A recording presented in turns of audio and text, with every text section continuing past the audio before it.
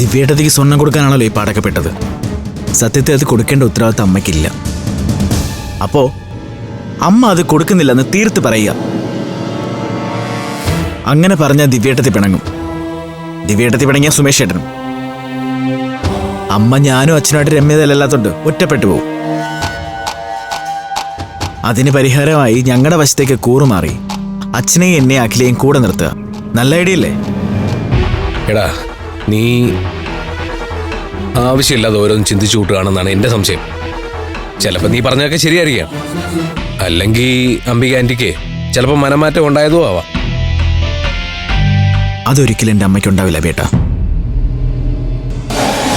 അബേട്ട, എൻ്റെ മനസ്സ് പറയുന്നത് എന്തോ സംഭവിച്ചിട്ടുണ്ടെന്ന്. നമ്മൾ അറിയാതെ എന്തൊക്കെയോ നടക്കുന്നുണ്ട്. അതിൻ്റെ ഭാഗമാണ് അമ്മയുടെ ഈ സ്വഭാവമാറ്റമൊക്കെ.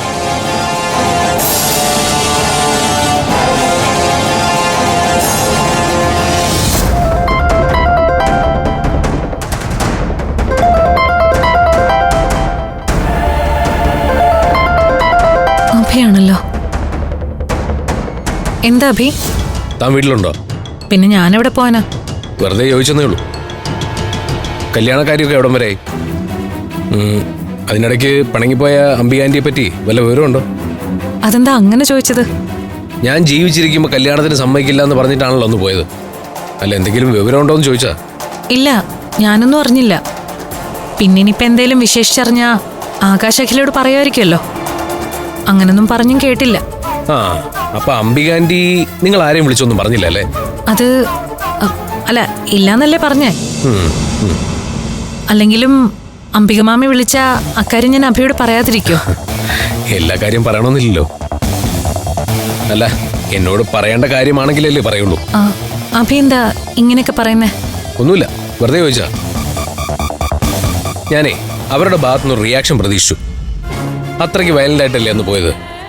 ഏയ്, അങ്ങനൊന്നും ഉണ്ടായിട്ടില്ല. ആ, അത് തന്നെ എൻ്റെ പേടി. അങ്ങനെ അവരൊന്നും ചെയ്യാതിരിക്കണമെങ്കിലേ അതിന് വ്യക്തമായ കാരണവും ഉണ്ടാവും. എന്തായാലും നല്ലതിനാവില്ല. ശരി, ഞാൻ ഒന്ന് അന്വേഷിക്കാം എന്താ അവരുടെ പരിപാടിയെന്ന്. അല്ല, അഭി ഇനി അതിൽ ഇടപെടാനൊന്നും പോണ്ട. എല്ലാം നല്ല രീതിയിൽ അവസാനിക്കുന്നെങ്കിൽ അവസാനിക്കട്ടെ. അവരെല്ലാം മറന്നു കഴിഞ്ഞെങ്കിൽ പിന്നെ നമ്മളായിട്ട് അതിൽ കയറി പ്രശ്നം ഉണ്ടാക്കണോ? എനിക്കങ്ങനെ പ്രശ്നം ഉണ്ടാക്കണമെന്നൊന്നുമില്ല. പക്ഷെ ഞാൻ സ്നേഹിക്കുന്ന മനുഷ്യർക്ക് എന്തെങ്കിലും ദോഷം വന്നു കഴിഞ്ഞാലേ അത് കണ്ടുകൊണ്ടിരിക്കാൻ പറ്റില്ല. അതിനുവേണ്ടി ഞാൻ എന്തും ചെയ്യും. അപ്പൊ ശരി. ശരി.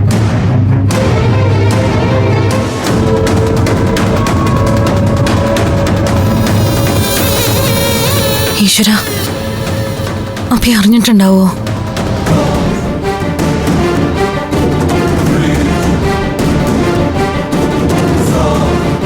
അച്ഛനോട് പറഞ്ഞാലോ?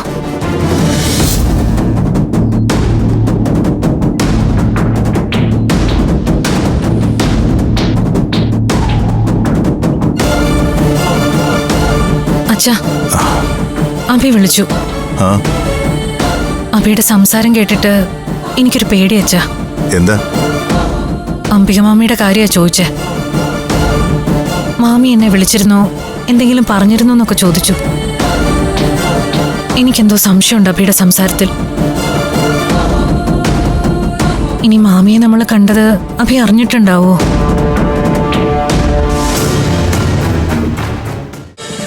ഫ്ലവേഴ്സ് ഒരുക്കുന്ന കാഴ്ച വസന്തം യൂട്യൂബിൽ പ്രേക്ഷകർക്ക് ലൈവായി കാണാം. ഫ്ലവേഴ്സ് കോമഡിയിൽ ജോയിൻ ചെയ്യൂ, ആസ്വദിക്കൂ.